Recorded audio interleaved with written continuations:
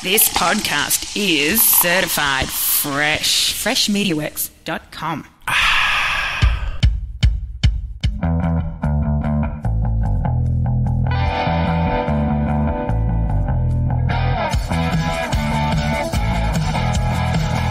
Looking to boost your company's marketing? Look no further than Fresh MediaWorks. Podcasting is the best way to promote your brand and increase your customer base. You can create your own show, be a guest on other podcasts, or advertise on existing podcasts to reach a valuable audience. Don't wait. Start elevating your marketing game today with Fresh MediaWorks. Call now, 713-269-4620, or find us online at freshmediaworks.com/podcasting. Welcome, everyone, to another captivating edition of the Master Coaches Wednesday Weekly Buzz. I'm Bob Bertucci with fellow Master Coaches Mick Haley, Tom Hilbert, and Jim Stone. Today, our spotlight is on one of the trailblazers in U.S. Junior Club Volleyball, none other than Kay Rogness. I'll pass the mic over to Jim Stone, who will introduce Kay and kick off our conversation with the first question. Jim? Well, thank you, Bob. And, full disclosure, I've known Kay for a whole bunch of years, 30 plus years. We'll leave it at that. And, the screen on the introduction had Kay as a pioneer for club volleyball, and she's certainly that.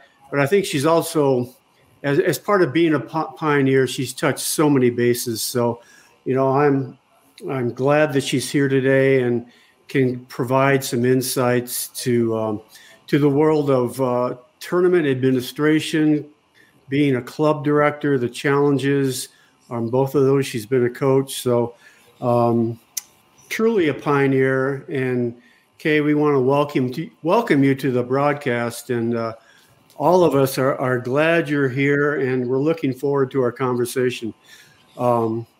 Perhaps, Kay, for a lot of people that aren't familiar with your complete background, can you give us kind of a Cliff Notes version of your life? Of your volleyball career, going out of Chicago to Denver, and the things that you've done over your career that a lot of people may not be familiar with, the kind of the diversity of things that you've provided the volleyball community. So with that way too long of introduction, tell us about what Kay has done over the years and what got you from point A to point B to point C, and we'll go from there.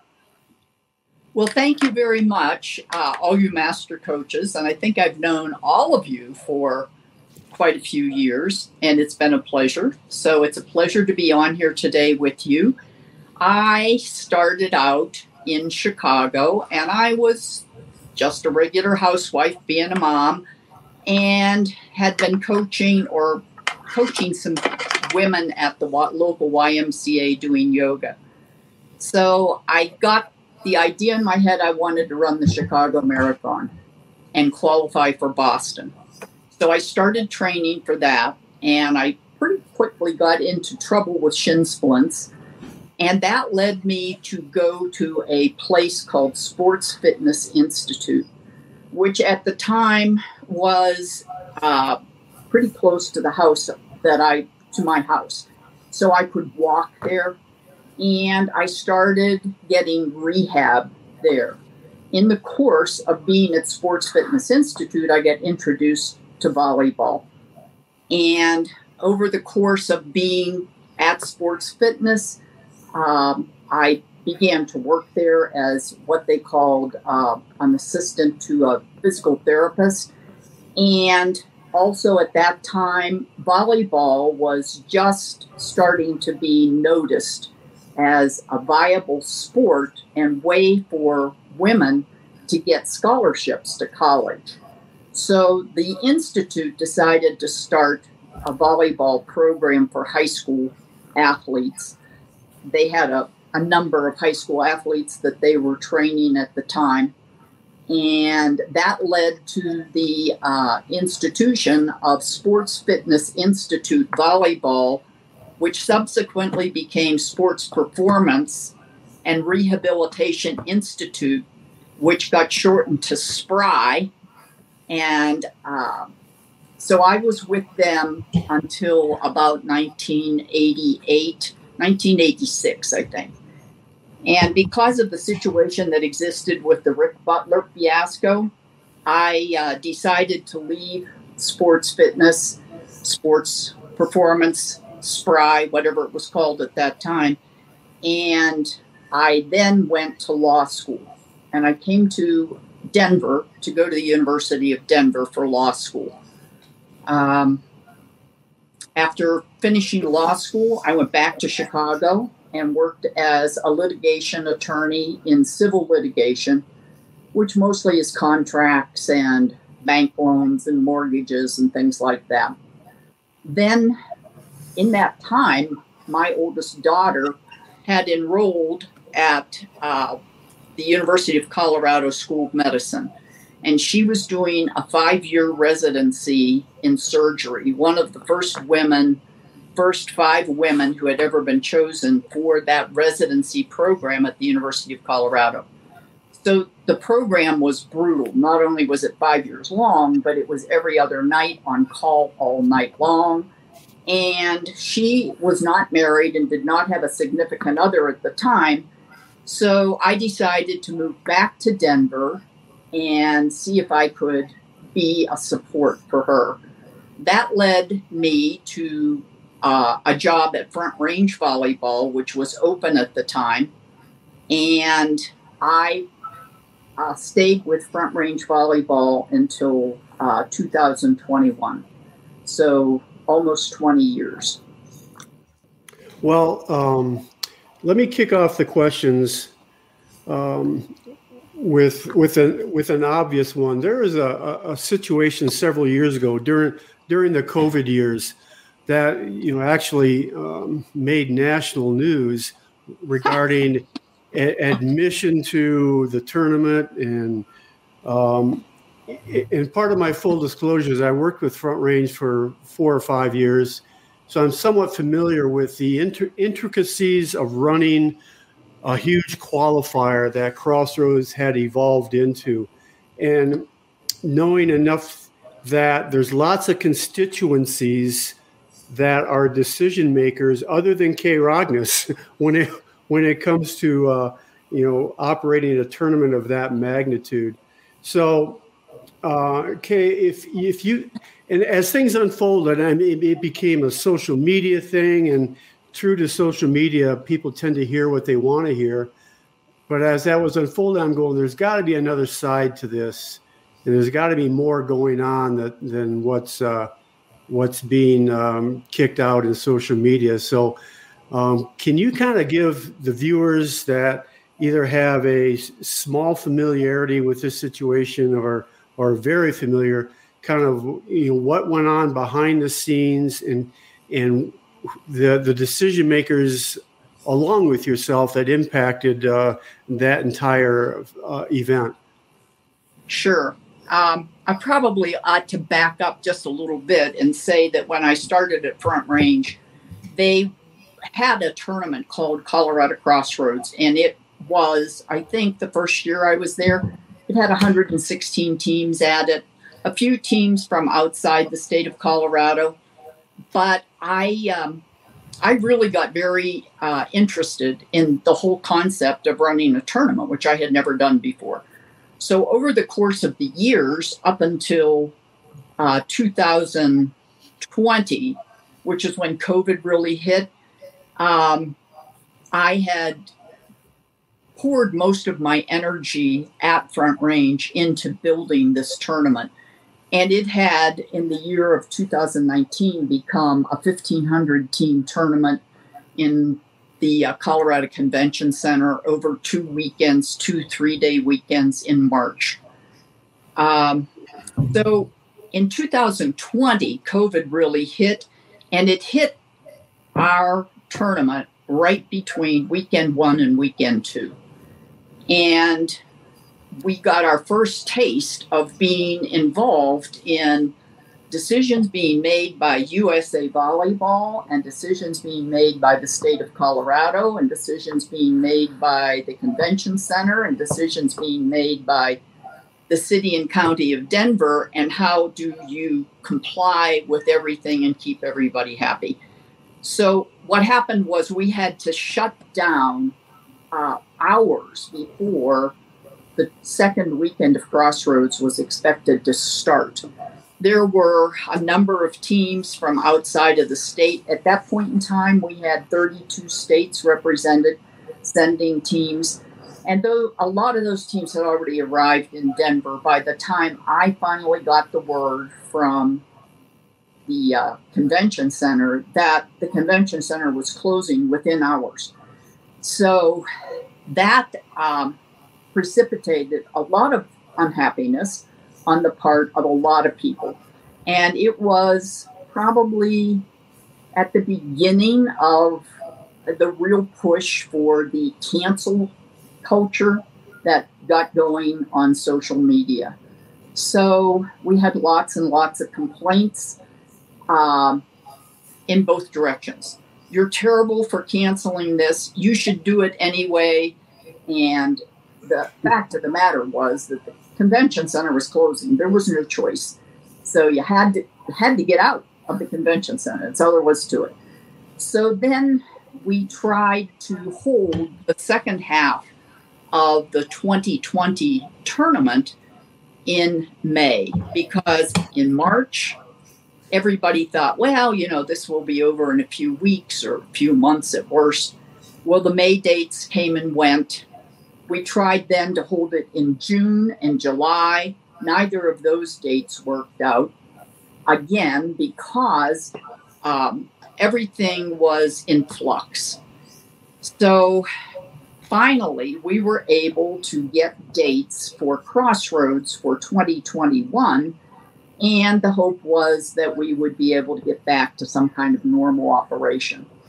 Unfortunately, FEMA had decided to use the Colorado Convention Center as a hospital for COVID patients.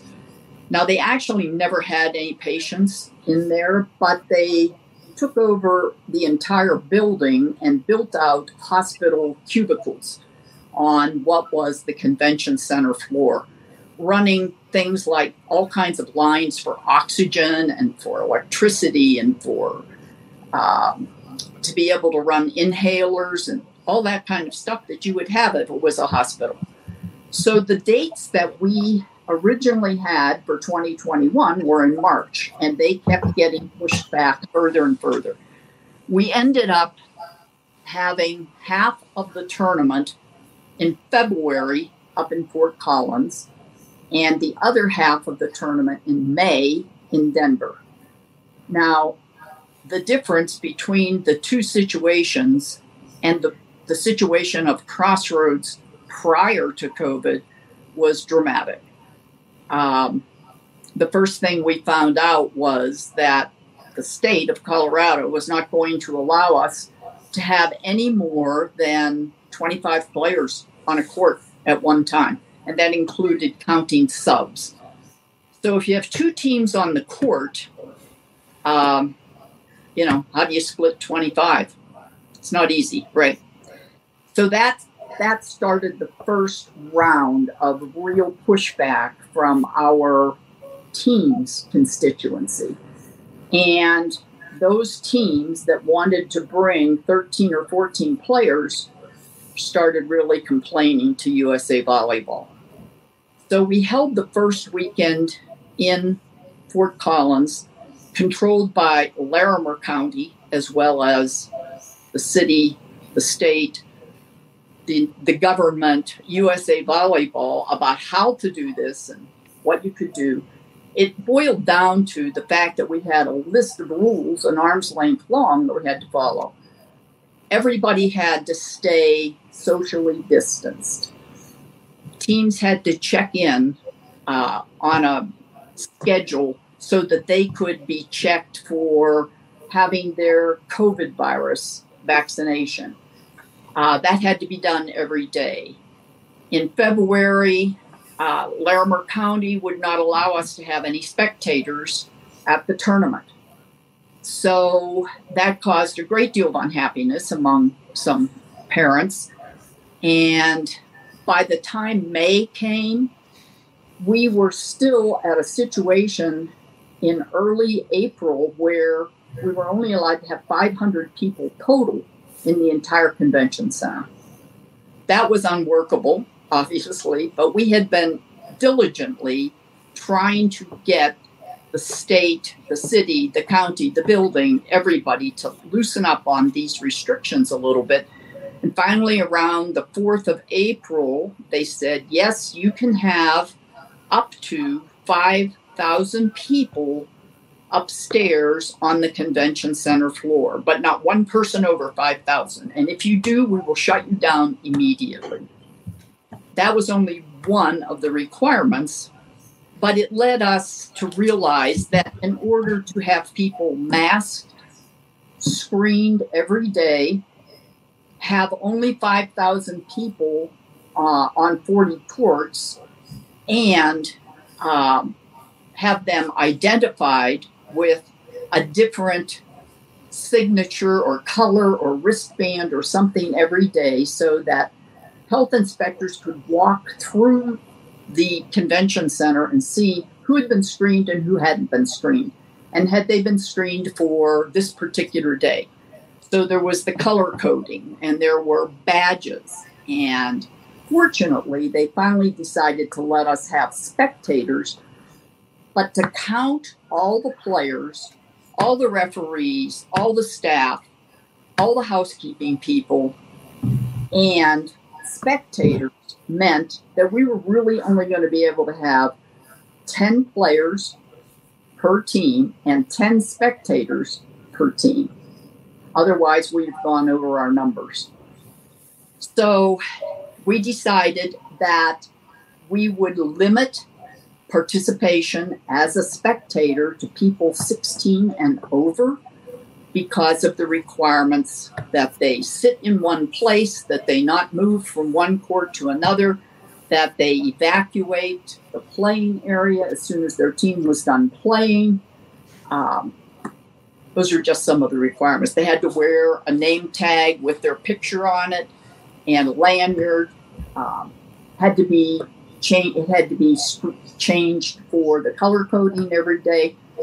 And when you consider that we're trying to get 10,000 people through the doors, even to add 30 seconds to a screening process means that you're adding hours onto getting everybody through the door. So it was quite the challenge.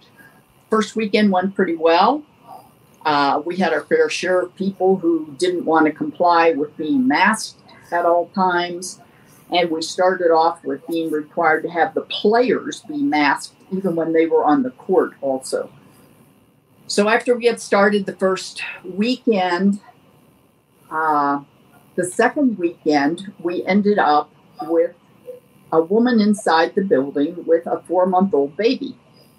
And when we told her that no one under 16 was allowed to be a spectator, she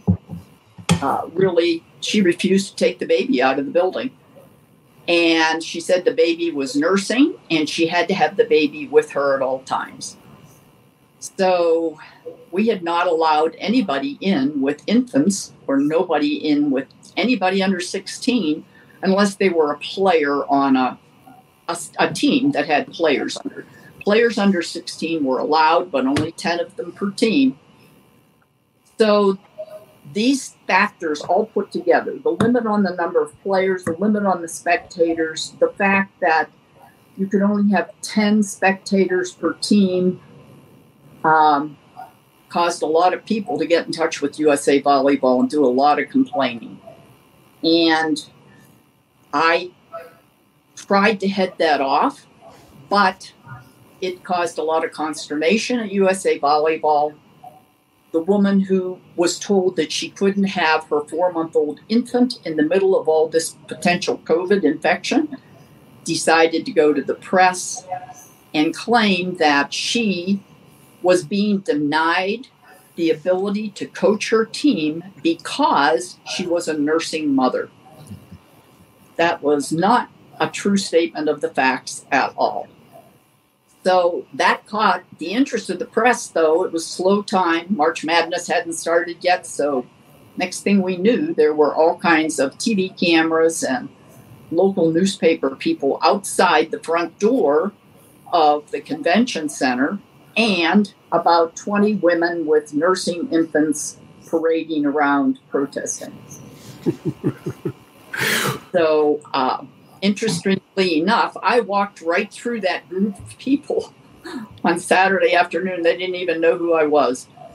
But lots of people were sending emails telling me about how awful I was by not letting nursing mothers participate and coach at the same time, that I was making them choose between being a coach and being a nursing mother. So there were plenty of people who could have brought nursing infants, who found a babysitter for them or a caretaker outside the building. And this woman decided she was not about to do that, even though her husband was in Denver with her other 2 children, staying at a hotel across the street, 60 steps away, and she would not consent to have her nursing infant be with her husband. She insisted she had to have that nursing infant inside the building. So, well, I mean, I knew as all this was unfolding, I knew there is another side to the story. So, we appreciate you providing kind of a background of this scenario. So I'm going to pass this off to Mick. We're going to stay with the national qualifier theme and kind of get an idea of Jim, before we qualifier and the history of it. Before we pass it off to Mick, Kay, of course, I was a million miles away, listening to this whole story because I wasn't coaching women at the time, so I wasn't out at the qualifier that year, and it was amazing to me that none of this other stuff ever came out. It was. I mean, didn't anybody report that there were regulations in place?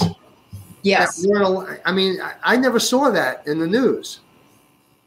Well, the news is the news, right? I mean, they report what they want to and how they want to. So this woman had some connection somehow to a state legislator from Colorado. And she got involved in it, and I never met her. I never did talk to her. She spun her own version of it also and started insisting that it was against the law in Colorado for women to be excluded from the workplace because they were nursing mothers. And that was not the case of what was going on here, but she never checked. Nevertheless, because she was in the state legislature, she had a lot of connections with the press, and in consultation with the city and the state, we did put out a statement saying that we regretted if this was an inconvenience to anybody, but the rules had been published as soon as we got them, which was April, saying that no one under 16 could be admitted as a spectator. And that meant they either had to be a coach or they had to be a player. The baby was not a coach. The baby was not a player. It seems pretty clear that we set that number of 16 years of age because we didn't think that younger children would be able to adhere to all these rules when they're used to going in and running all over the place and having games and all that kind of stuff while play was going on. So it got to be very, you only heard one story, you only heard one side of it because I was advised by counsel to stay out of it. Don't get involved. And really, the whole thing was over within about 72 hours. And then you never heard any more about it. So Kay, glad to have you on. As you know, my daughter played in those tournaments from 97 to 2000. Sorry, I'm losing my voice here a little bit. Certainly saw the development of all of this coming along to this point, but to a bigger issue, and not bigger, but to really throw some clarity in this. You started a tournament, or there was a tournament, and when you got to Colorado, you kind of took over running the tournament, and then it became a qualifier. We don't really understand how this whole situation works. USAV has qualifiers so that then teams can go and be placed in a certain bracket in a national championship tournament at the end of the year.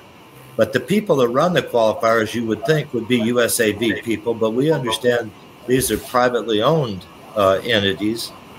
Can you give us the history of, since you started from scratch, you went to Colorado, got involved in a club, then helped the club run the tournament, then it became a qualifier, and yada, yada, yada. Can you give us all of that, how that works, and how USAV is involved or not involved? Sure. So originally, the concept of qualifier tournaments was an idea that came from the junior division at USA Volleyball.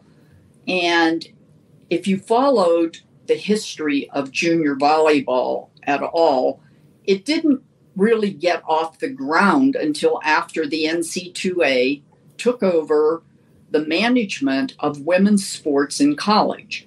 That created the opportunity for scholarships for women on a large basis. And it was not just volleyball, it was also basketball and other sports. But basketball and volleyball were the big sports that were being played at high schools.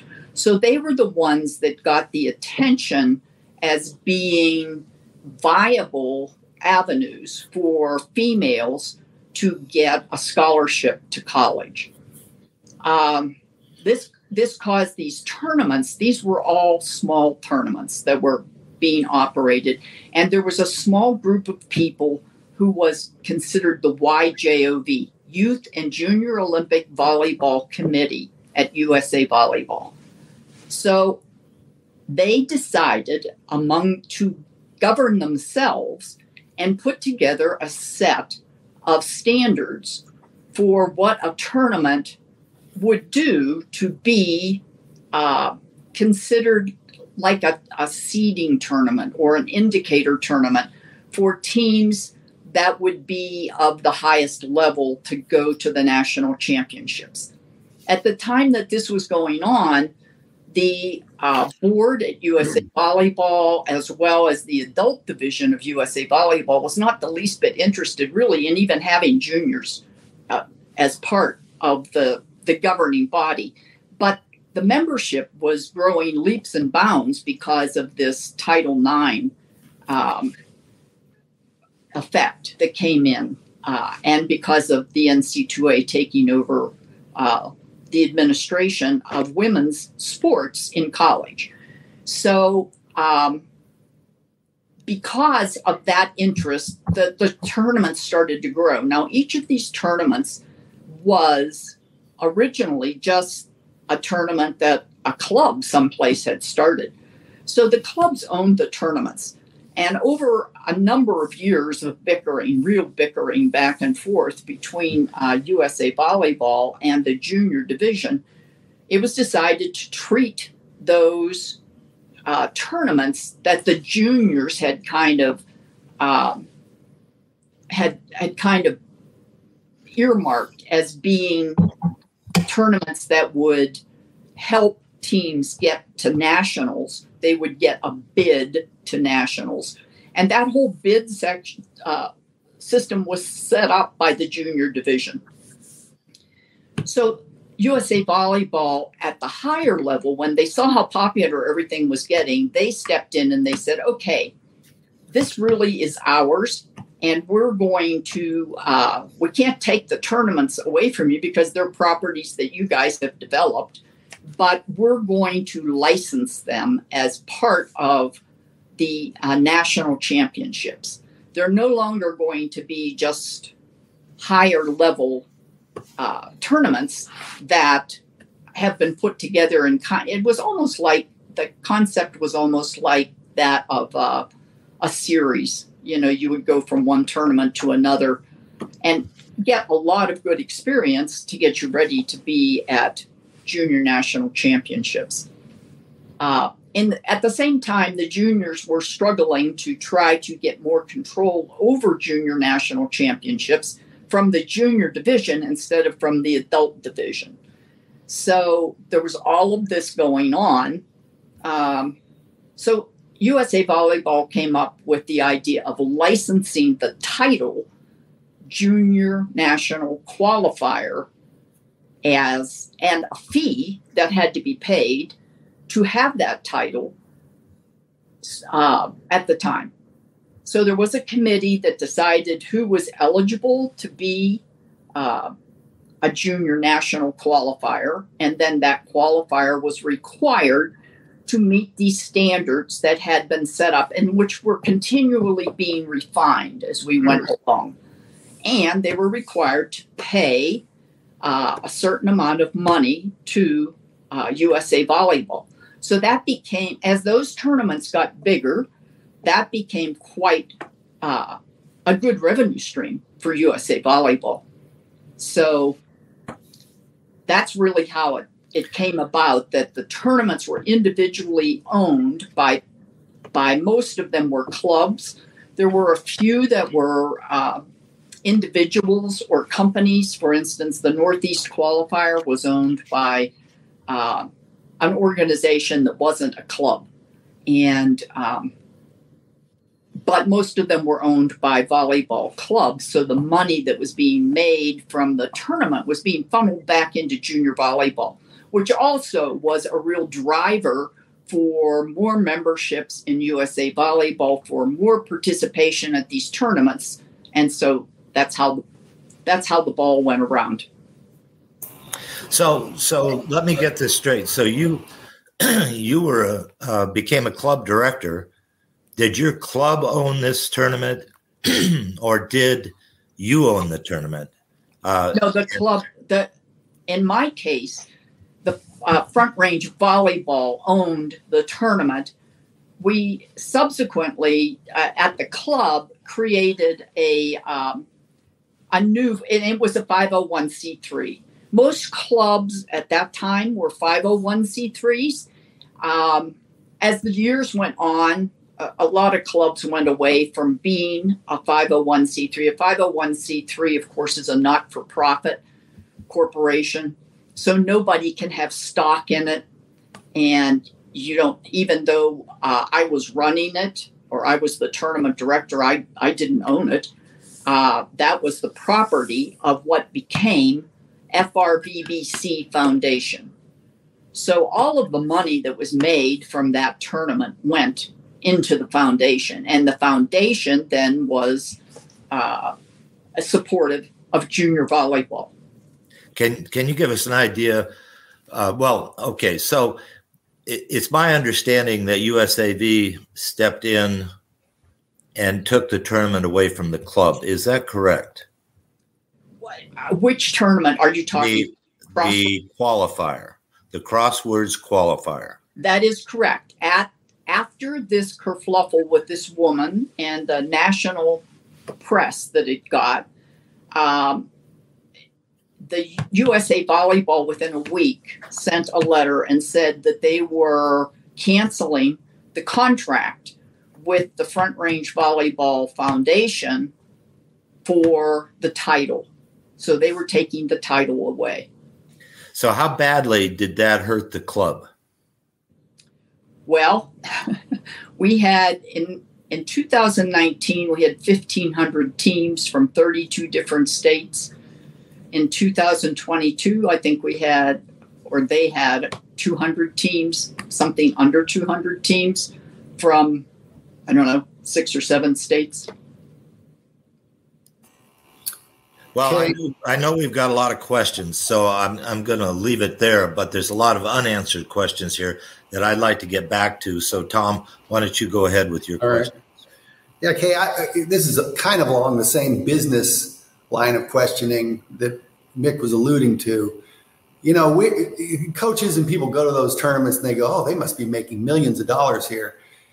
What can you give us an idea? Because there are some owners, like Triple Crown Sports, for example, that is not a 501c3. Can you give us an idea? I have two questions here about the type of revenue that is generated, the type of profits that generated, and then also touch on what the economic impact is on a city that hosts one. Sure.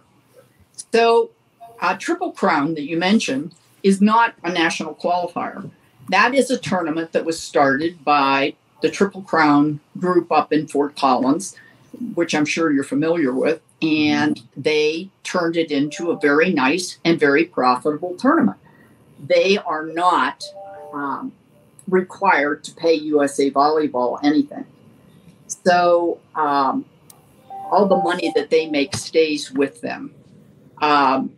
Capitol Hill Classic in Washington, D.C. was another example of a tournament that was started from scratch that turned into a 900-team tournament on one weekend using every inch of space that there is in the Washington Convention Center, and they are not part of the qualifier system.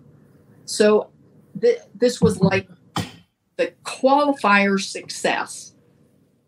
There were 7 of them originally, and eventually I think it ended up at 16 qualifiers. But the success of those original tournaments inspired other people to go out and start tournaments and, do their own thing. So, but it was only the qualifiers that were required to pay money back to USA Volleyball. And at one time, it was required that you had to be a 501c3 to be a qualifier, but somewhere along the line, that fell off the board. So I know that some of them qualifiers, some of the original qualifiers, switched over from being 501c3s controlled by a club to just being a for-profit venture, maybe controlled by 1 or 2 people, maybe controlled by a larger group of people. I don't know exactly how all of them were structured, but they were no longer 501c3s. So I don't really know what the profit margin is for most tournaments. I always felt like we could make money if we had 250 teams. And that was because we had gotten sophisticated enough to be able to do business, for instance, with T-shirts, things like that, not only just entry fees. So I know that in the 10 years between 2011 and 2021, Crossroads generated $31 million for Front Range Volleyball Foundation. So that's gross. That's a gross amount. So. And what about the economic impact to Denver? Did you put some numbers? The economic impact to Denver was interesting because we really struggled at first to even be in the convention center. And when in the year 2000, when they built an addition onto the convention center, they kicked us out altogether and said, really, we're not making that much money on you guys. You got to get out of here. So we went to Kansas City for 2.5 years. And after 2.5 years, the hotels in downtown Denver were screaming at the city and saying, hey, what happened to this volleyball tournament?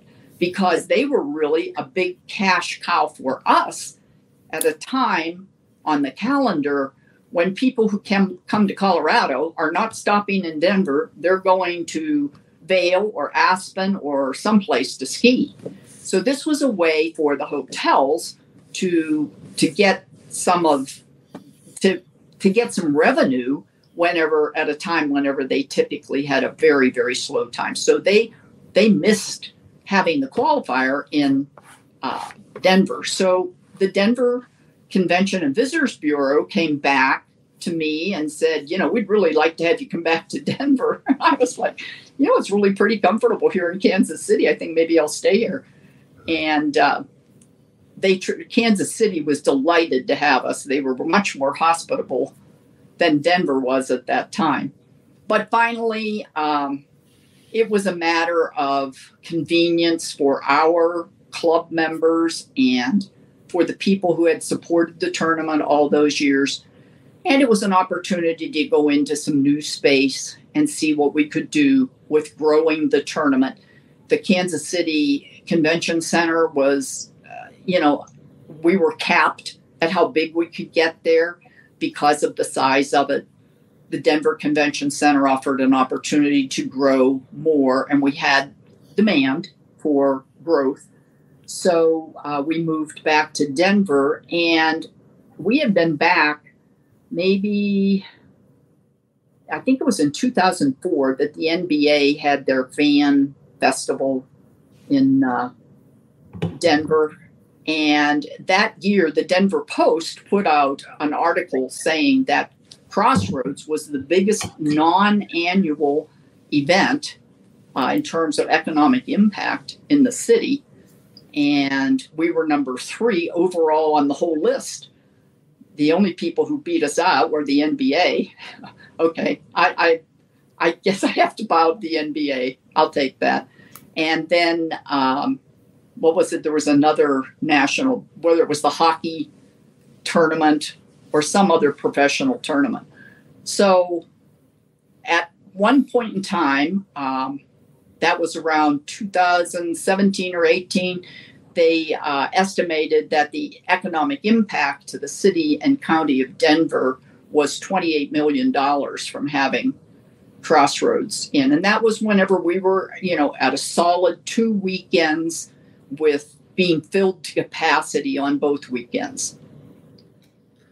So, Kay, in your opinion, just trying to tie this stuff together a little bit, in your opinion, is this why all these venture capital companies are coming into purchasing groups of clubs for volleyball so they could run these events? Right. It's not about the clubs. I can just about guarantee you they care not a whit about the clubs. But everybody over the course of the last 20 years has seen that events can really make some money. So they want to do the events. So it's a lot easier to move in and buy up something, whether the club exists next year or not. Well, so be it. We have the tournament. And that's what they want, is the tournament. So this would be a great place, wouldn't it, to ask about the stay to play question. There's another national championship, the AAUs, that has an event that's really skyrocketing at the end of the year, and they crown a national champion also. But in the USAV events, which are the qualifiers, people coming have to stay in properties that they're assigned. Is that correct? And why is that? Well, they don't have to stay at properties they're assigned. What we do is that we get a menu of properties. And this was something that came into existence in the early 2000s. So the idea was to leverage the value of the hotel room nights so that the convention centers would give us space, because the convention centers are built by the cities to bring business to the hotels primarily. That's the big connection. Now, they also want to bring business to restaurants and other kinds of businesses that are in the city. But the big connection is we're here to put heads in beds. So the convention centers were reluctant to let youth sports get into the mix, because they figured that they could make more money by having doctors associations or attorneys associations or whatever, who would be having one person per hotel room and buying a lot of food and beverage, both at the convention center, but at the hotels also, big banquets and things like that. So it was difficult to get more space in the convention centers to allow these events to grow. So the idea became to get the hotels together and find a way to almost guarantee them that their blocks that they had open would be filled up during the convention or during the tournament. So if you have 500 hotels, you're not going to be able to fill 500 hotels. But if you can work with 50 hotels, you might be able to fill whatever block of rooms they have open during that time, 100%. So that was very appealing to the hotels. So they really went for that in a big way. But it also gave the tournaments then the leverage to go to the convention center and say, hey, look, hotels are all for this. And we have a process of offering a menu of hotel rooms and spaces to our attendees that will just about guarantee that these hotels that are willing to do this put these rooms aside at a lower price. And we really hammered them on prices. And the bigger we got, the more we were able to hold their prices down. So and at the same time, the hotels, because of their connection with the convention center, were able to give reports back to the convention center that showed exactly how many rooms got used, how much money that generated, and how much money it generated in their restaurants and other services. So, Jim, you want to finish up with the last question for Kay and Sure. Just kind of as a follow-up, Kay, and the way you explain stay to play, my guess is if it becomes a win-win for the clubs and the tournament directors and more access to facilities and the things you described, I think club directors would go, okay, we get that. But is it also fair to say they become less forgiving when there's a kickback to the tournaments where we get $10 per room or $50 per room or whatever the amount is? It's like, well, wait a minute, you're making money off of us. I mean, you understand the question in terms of I do. You get to one point where it's like, okay, we understand this, we'll buy into it, but then the tournament director, you start going too far, and the club directors go, hey, wait a minute. So here's the way it was working, though, Jim. The clubs did kind of the same thing that this woman did about the nursing mothers. They spun this because what they were doing, what the clubs were doing, and many clubs are still doing it, is they go to the hotels independently and they make a deal with the hotels and they get a kickback, but they never tell their club members that that's what they're doing. And they are the ones who then would say, oh, well, we're being forced to stay in these hotels and they're outrageously priced and blah, blah, blah. I mean, we had people who would stay in rooms that cost $179 a night, where if they went with one of our hotels, they could be paying $130 a night directly across the street from the convention center. And they were able to talk their parents into believing that, did we get a rebate? Yes, we did.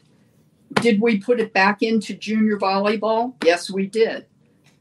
But the club directors never wanted to come clean with what they were doing, and why they were unhappy was because they felt like their goose was getting gored. So that's really what was going on. Fair enough. All right. Well, we're starting to run out of time, but Kay, this has been enlightening to say the least.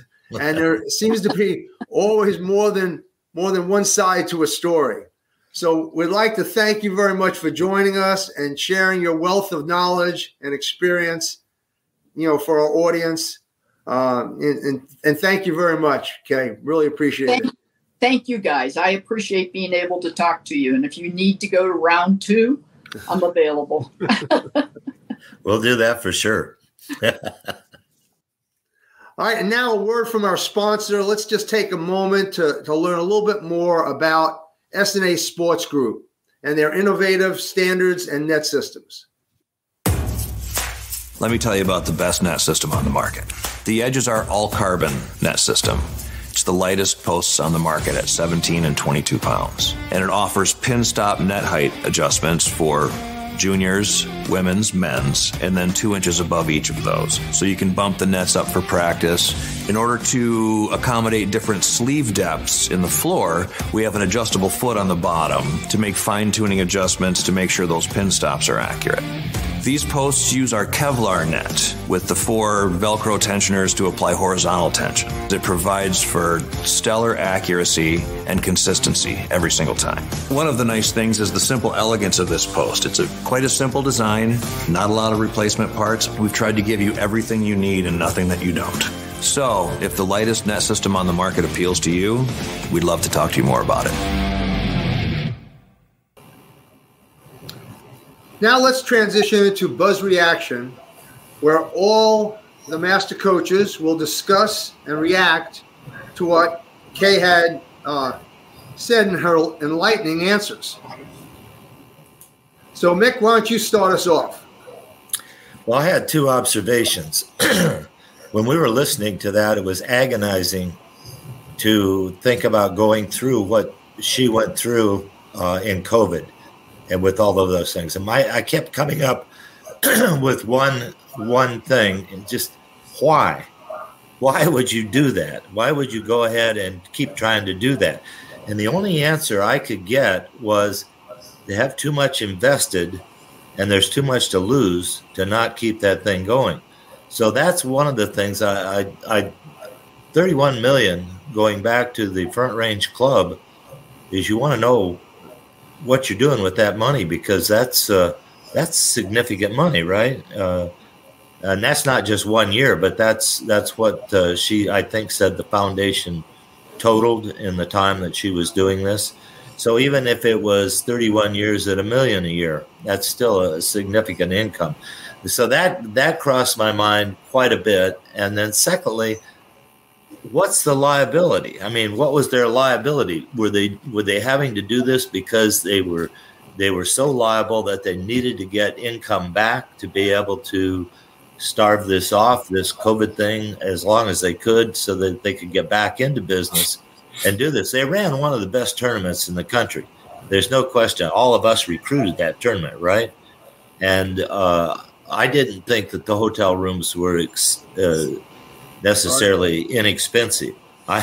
As a recruiter, I paid at least $176 a night and more, depending on where I stayed. But you want to stay across the street, right? Because you don't want to get in the snowstorm. You want to be able to walk across the street.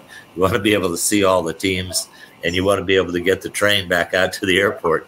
that was my lifesaver.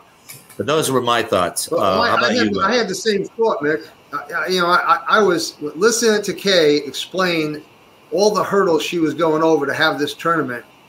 I was like, why do it?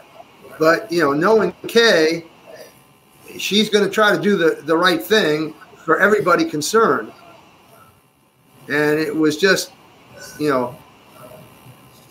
disheartening to hear what she was against when this all happened. We only heard half the story through the media, and it was great to have her tell the whole story. Well, and I believe there's more to that story that she hasn't told yet, so it'll be good to do round 2.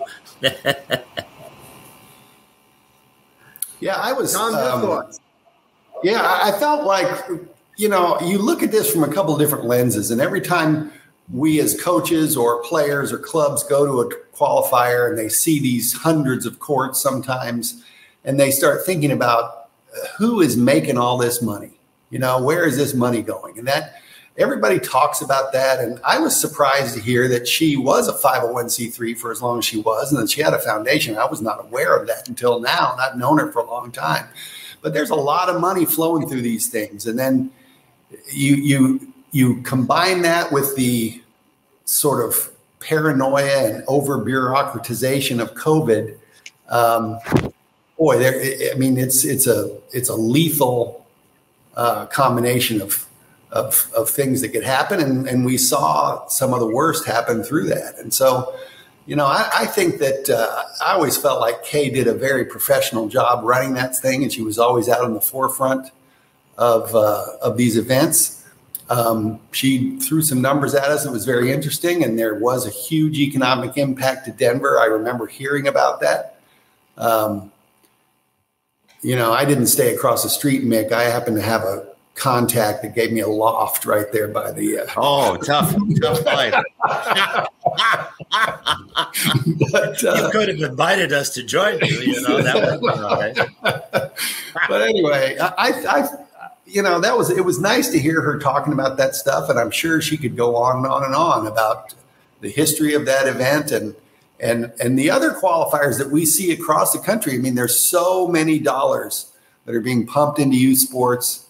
And, I just felt like it was very interesting, and I wouldn't mind going out having another round with her at some point. Well, before I go to Jim, Mick, I got to give you credit. You called this whole thing with the venture capital companies coming in, and hey, the reason they're doing this is the events. I thought it was more they were wanting to get the clubs and get control of the clubs and what the clubs were making. But it sounds like the events are making a lot more money, especially when you don't have to give money back to the USAV, and that's why they're really in it. And Jim, I think you were right about there's more to the story than meets the eye. And why don't you speak about that a little bit? Well, yeah, I mean, we all know Kay, and we know that she's a very principled person, and the whole interview today just begs for a part two, because I think she'd be a treasure trove of information that's relevant with the growth of youth sports. But the one thing that jumped out at me, and again, you don't know the whole story, is less than a week from this whole fiasco during COVID with Crossroads, is USAV yanks the qualifier status. And it's like, okay, where's the right to due process here? what is going on? And it just seems, and the impact, I mean, to the city of Denver, to the people that relied on Crossroads for income, that was a head scratcher to me. If but where do you go to find out that information? Why isn't there a lawsuit for that kind of money, Jim? Oh, you would think so, especially when again we're getting snippets of information. The financial impact of that decision, if they go from 1,500 teams to 200, well, that's a lot of money. So I agree. You wonder what I've always wanted to know, because right at that time, the Rocky Mountain region was undergoing leadership changes. What was their role?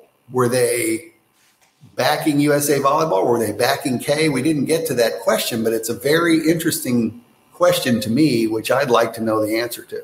Yeah. Well, that was what the mind-boggling thing to me was, where was the city to step up and say, no, this is our regulation, or the state, hey, this is the convention center saying this is our decision, that this is what has to happen. Well, as soon as things get the publicity that was getting, everybody runs for cover. Yeah, it sure seems that way, including USAV. So, well, they never have really stood up for this, but that's why I was trying to get to what kind of liability did USAV have here? I mean, they're taking a payment for the awarding of the title of qualifier, is what I heard her say. So they get a payment. I don't know what that payment is. I don't know if it's a percentage of the gate, if it's a percentage of the entry fees, or what they sell that for. But that's interesting. And then they move it. They take it to Salt Lake City. Who did they give it to? Now, do they own a qualifier? So have they now taken over a qualifier and they get all the profits instead of just a small payment? But then they also have the liability and they also have to run it. And if you guys have ever run tournaments, you know what it takes to get people to volunteer or help, or if you have to pay everybody, and if you have to go into a union place, you have to pay union workers for just sitting there looking at you. I mean, it's a terrible draw on cash. So my thoughts. Well, the other thing I thought was interesting was talking about state of play. Because I never realized that, the clubs themselves were kind of creating that situation where they were using the tournament or USAV as a front for them to be able to book hotel rooms and get a kickback. I never heard that one before. That was very interesting. But I also would agree with Mick that sometimes these stay for play places, I mean, I just know from recruiting, I would set up my own hotels and realize that the hotel that they were setting up through the tournament actually cost more money, and money was going back to the tournament. So in some cases, it wasn't exactly the way that Kay had mentioned. It might have started that way. And I believe she probably had, contracted so she was saving money for the people coming in. But I think there was other people that were actually looking at that as a revenue source for them to be able to make a little bit more money on this tournament. And I think the AAU might have the right way to do it. Just stay out of that business. Yeah. And for example, there were teams in the state of Colorado within a close drive to Denver who had to buy hotel rooms or they weren't allowed in the tournament. And that's an interesting. Is that right? Yes, that's right? Correct. That is correct. Wow. Well, that is interesting. So I think there's two sides. There's two sides to that stay and play, and I think that's why the AAU is growing so much. They're staying out of that game and just letting the people do their own thing. Yeah. And I think we act like this is something that was exclusive to volleyball tournaments. It's the same way with every event they have in those giant convention centers. They're all doing that, and so it's and State of Play is a national organization, or the people that arrange that, and they're working with every sport in the country.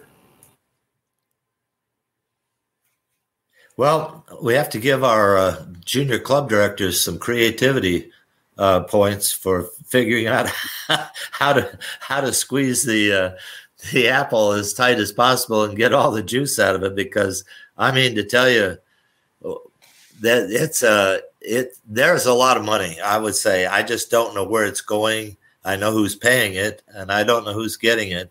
But the qualifiers are interesting.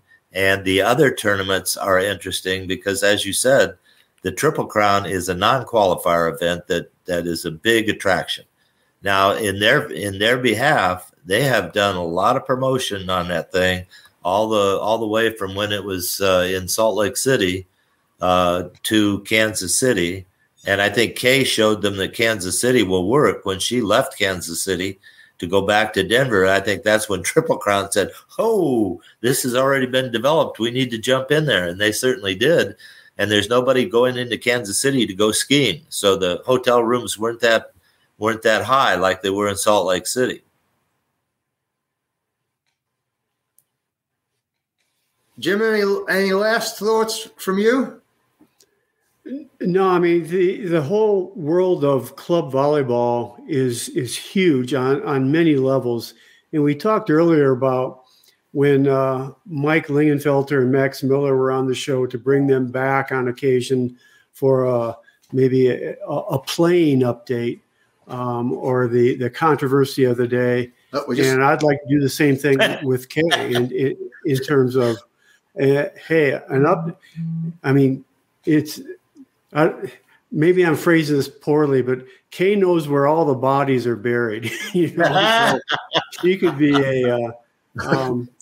just an enlightening source of information, because nobody knows the behind the scenes. And I think from both a playing perspective with Mike and Max, and from an administrative perspective with Kay, I think it would be a lot of great information to the viewers.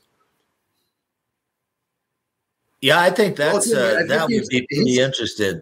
You might want to have our first group of Lingenfelder and his cohort there listen to the show and come back with their thoughts on this. I know for a fact that Munciana has constantly tried to keep costs down in every way possible for their clientele. Now, I don't know if that works in reverse, which helps them get more people into their club and fill their teams.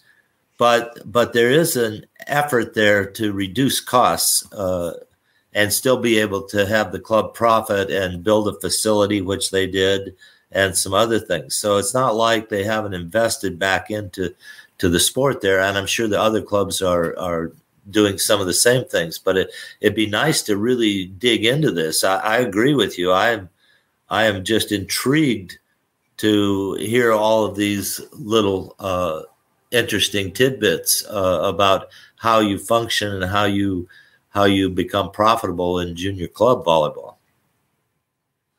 Well, it sounds like you guys have just developed another show here for the future.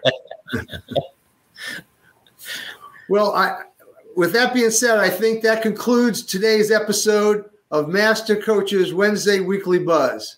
And a huge thank you to Kay Rogness for her enlightening insights into the world of junior volleyball.